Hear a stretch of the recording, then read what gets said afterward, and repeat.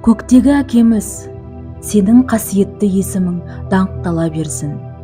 Мен сенің алдына сеніммен Иса Мәсіхтің атымен келіп отырмын. Мен сеніммен үмітімді тек саған ғана артамын. Себебі Иса мен үшін азап шекті. Сенің киелі сөзіңде айтылғандай, Исаның жарасымен мен жазылдым. Мен сол сөзді өзімнің өміріме қабылдаймын. Менің барлық ауру дерттерімді айқыш ағашқа тағалап тастадың. Мен сенемін. Енді мен тек сенің сөзіңді ғана жариялаймын. Жан тәніммен жаратқан иені мадақтаймын. Маған көп жақсылық жасағанын ұмытпаймын. Ол бар күнәларымды кешіріп, дерттерімнің бәрін сауықтырды.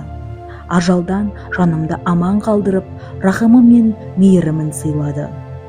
Тілегімді жақсылықпен қанағат қылып, қырандай мені қайта түлетеді. Мен Исаның атымен барлық ауру дерттерді байлап, тозақ отына лақтырып бас тартамын.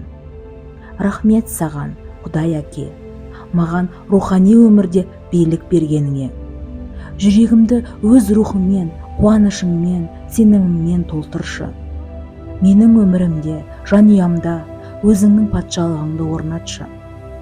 Барлық мадаққа тек сен ғана лайықтысың, Құдай әкем. Исаның атымен, аумин.